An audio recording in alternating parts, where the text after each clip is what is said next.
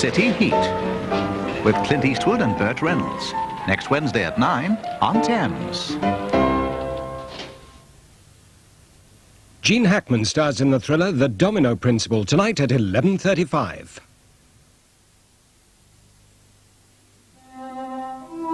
I begin my journey here, in here. Now I'm being transferred down there. Inside, I can travel around a network in this office. Or leave it. In fact, go anywhere I'm needed. Anywhere. Because I and the millions like me have been set free. Who am I? And this is a Toshiba portable computer.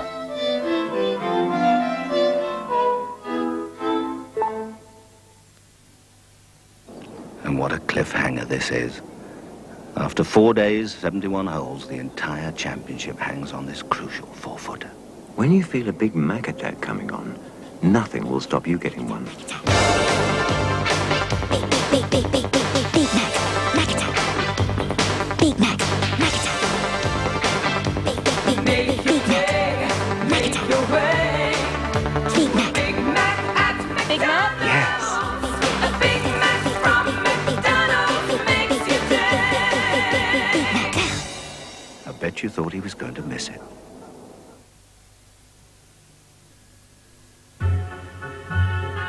Oi, you!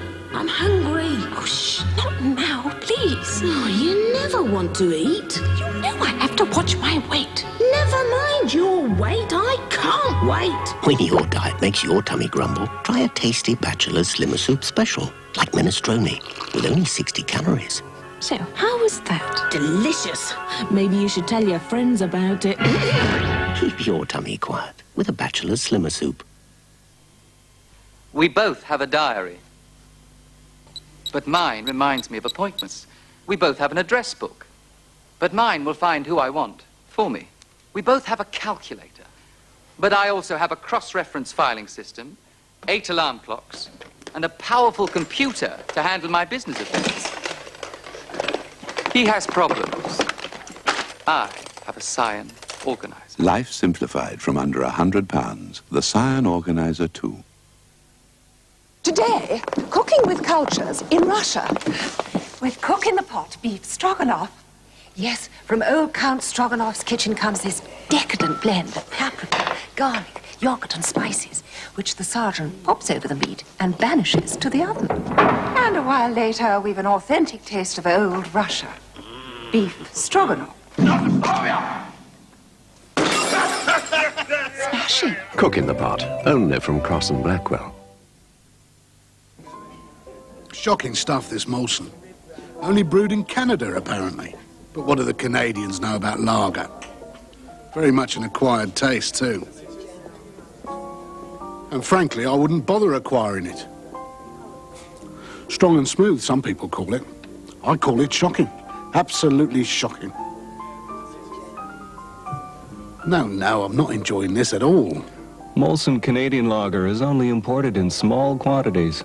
So once you've tasted it, you won't want to tell anyone about it. Molson Canadian Lager. You won't like it.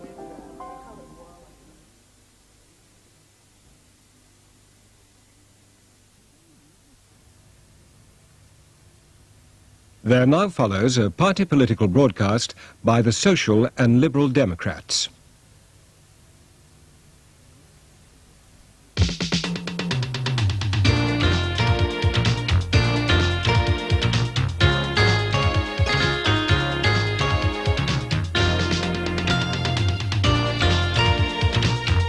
Hello.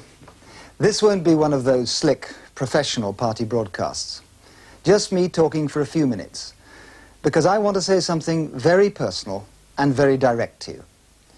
The thing that brought me into politics was a passionate belief that our country can only be safe and successful if we have a strong democracy, which is why I believe that the two most important questions in British politics today are these. Who can form a responsible opposition to the Tories, and who can create a decent alternative to them at the next election? You know, even staunch conservatives I've spoken to now agree that the health of our democracy demands an effective opposition.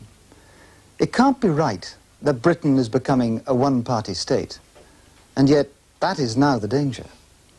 Even leading figures in the Labour Party have given up hope that they can win the next general election.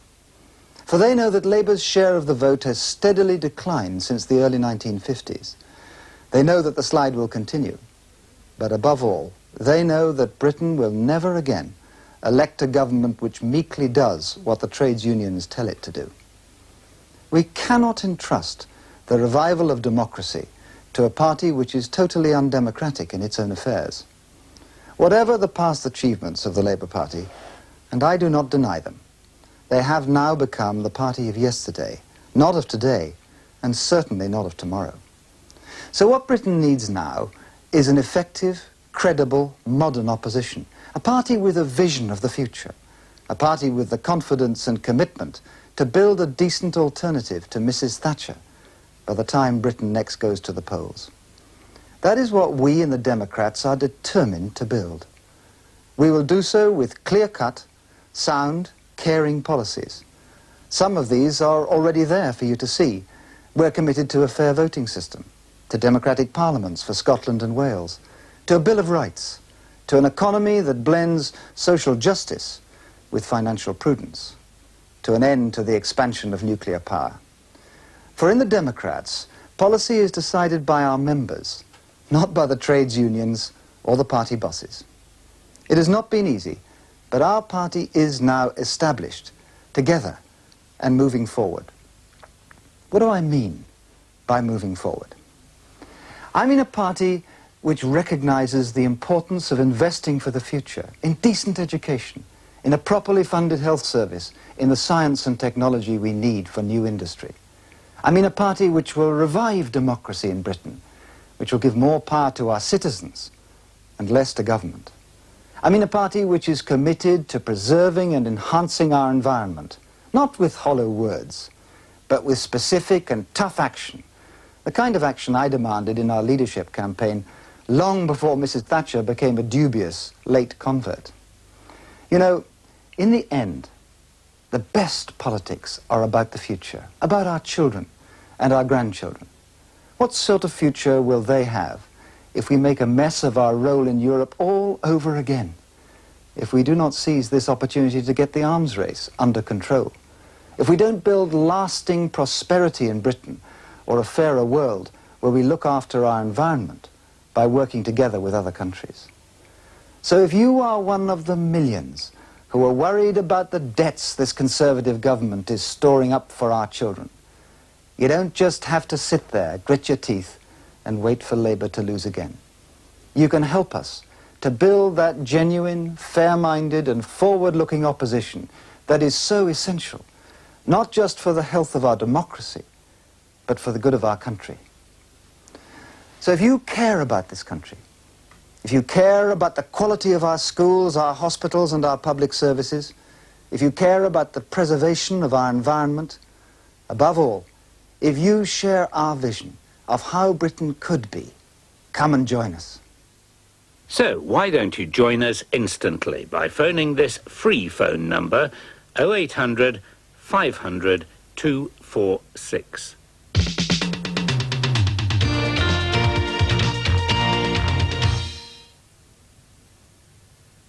That was a party political broadcast by the Social and Liberal Democrats.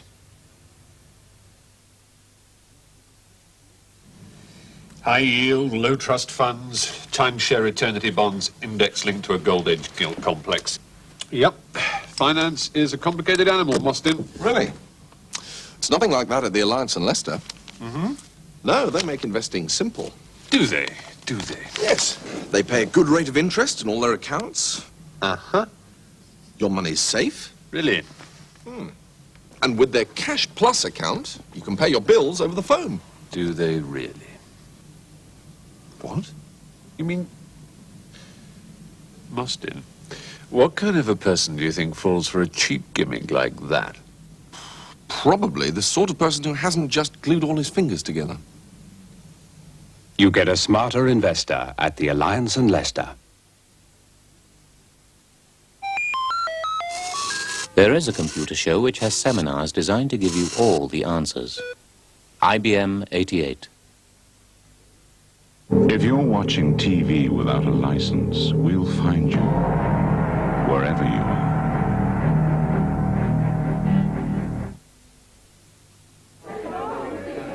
So, you're in...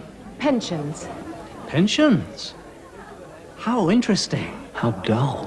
Which company? Friends Provident. Oh, Friends Provident. Friends Provident. You're quite big, aren't you? About 5'8". Sorry? Sorry. Oh, pensions with a sense of humour. Actually, our investments total well over £6 billion. £6 billion?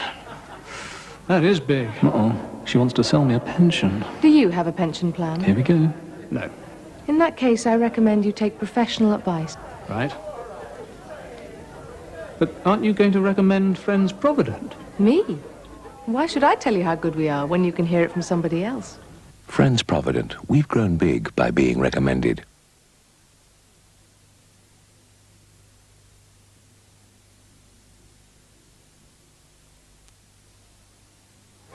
Exclusive World Cup action in midweek sports special tonight with crucial matches for Scotland against Yugoslavia, Northern Ireland in Hungary, and what a bonus, West Germany against Holland. That's ITV after news at 10.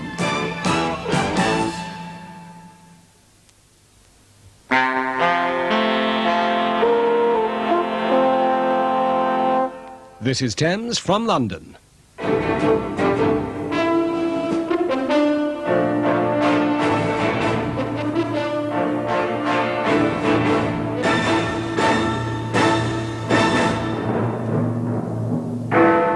Says we've stopped the terrorists gloating.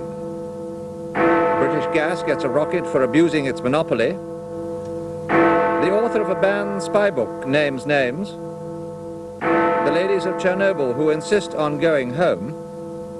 And the seals saved from the killer virus are free again. Good evening. The government has imposed an immediate ban on all broadcast statements by and interviews with those it regards as spokesmen for Ulster's terrorists. The opposition called the measures repressive and ridiculous. The Home Secretary, Mr. Hurd, ordered broadcasters not to transmit words spoken by members or supporters of outlawed organisations such as the IRA, as well as its legal political wing, Sinn Féin, and the loyalist organisation, the UDA. The ban does not apply to proceedings in Parliament or to candidates in local, European or general elections. It's the past year of IRA bombing and killing, beginning with last November's attack at Enniskillen, that persuaded the government this summer to look at the whole of its policy for dealing with terrorism and its supporters in Northern Ireland. Ministers and many MPs have been incensed by the way people like Sinn Féin President Gerry Adams have appeared on television and radio after such attacks, sometimes to justify them, sometimes, as happened after Enniskillen, to make their apologies. In the past, Mrs. Thatcher thought that moral pressure on the broadcasters would be enough to stop such appearances. In our societies, we don't believe in constraining the media, still less in censorship. But ought we not to ask the media to agree among themselves a voluntary